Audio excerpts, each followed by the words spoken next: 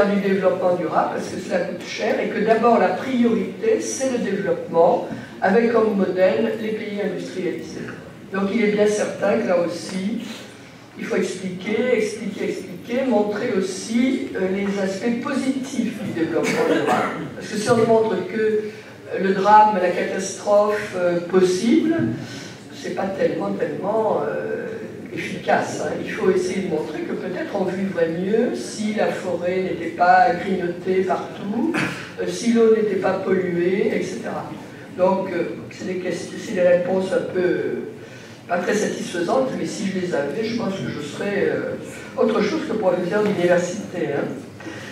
Comment intégrer le développement durable, l'environnement et les risques? C'est évidemment une très grosse question. En termes de gestion, c'est vraiment cette gestion intégrée, mais qui est, comme vous l'avez remarqué, très très difficile à mettre en place. Alors, je crois que là, on ne peut pas être complètement négatif, parce que, au moins dans les pays comme la France, les choses progressent doucement, mais elles progressent. Parce que, d'abord, il y a du droit. Et il faut appliquer, on est un état de droit, il faut l'appliquer. Le fait, par exemple, que les maires des communes ne fassent pas de PPR, de plan de prévention des risques, fait que désormais ils sont passifs de la justice. Sur leurs biens, ils sont responsables sur leurs biens et sur leur personne. Donc ça les oblige quand même à revoir à deux fois leur position. Pendant longtemps, ils ne voulaient pas faire de plan de prévention parce que ils risquaient de ne pas être réélus la fois suivante, compte tenu que ça entraîne des problèmes en termes de prix du foncier, en termes d'interdiction de construire, etc. Mais aujourd'hui, ils regardent quand même l'aspect juridique. Donc on progresse. On progresse aussi parce qu'à la faveur des événements dramatiques qui peuvent se produire, on se rend bien compte qu'on ne peut plus construire les pieds dans l'eau.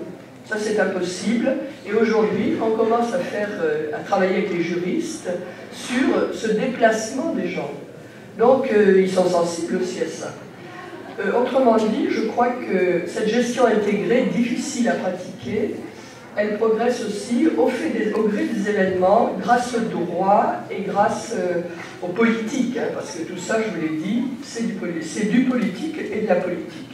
Avec toujours les opposants, souvent les opposants de l'économie, souvent les maires qui veulent construire en zone inondable pour attirer, parce qu'ils veulent attirer des activités, et évidemment il y a des conflits, mais les conflits, il faut arriver à les gérer, ça n'est jamais, on n'a pas une seule recette, hein, on n'a pas de yaka, c'est pas possible. Ce qui fait que pour les pays en développement, je crois que les choses progressent, ils prennent conscience, mais forcément c'est long. Alors l'échelle du développement durable, l'échelle locale, comment ça fonctionne? Pour le maire, bien, je vous l'ai dit, le maire doit appliquer la loi, qui est valable pour toutes les communes françaises. S'il ne l'applique pas, il est passible de la justice. Et évidemment, il doit faire face à des intérêts électoraux qui ne sont pas forcément l'application, mais il est quand même obligé de le faire. Alors, on voit bien qu'il y a des détournements possibles, et c'est pour ça que j'ai parlé du cas de Nice, où on a attribué un statut à une vallée qui ne se justifie absolument pas. Mais, bon, vous voyez que là encore, on n'a pas une seule solution. Néanmoins, les plans de prévention des risques sont un progrès, même s'ils ne sont pas parfaits, même s'ils entraînent des conflits eux-mêmes.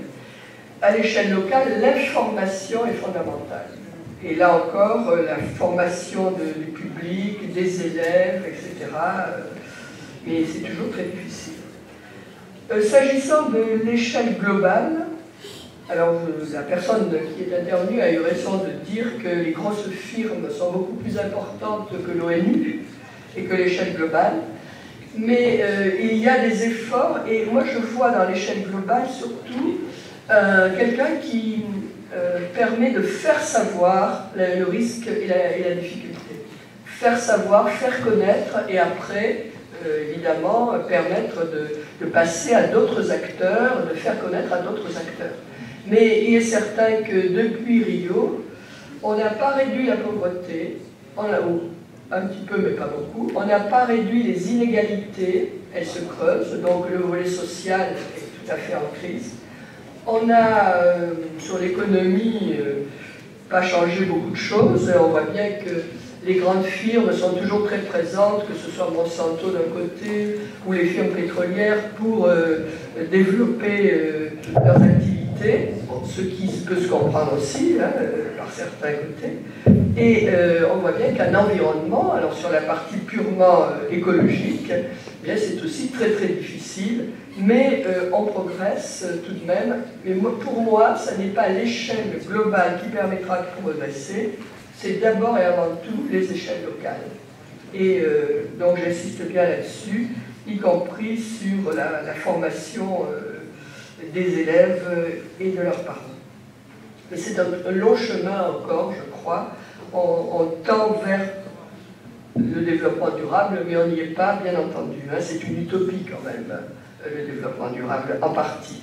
Mais une utopie nécessaire et une utopie opérationnelle aussi, parce qu'il permet à différentes échelles, grâce aux agendas 21, et ça implique évidemment, et c'est toute la difficulté, ça implique d'avoir un encadrement politique et institutionnel qui fonctionne.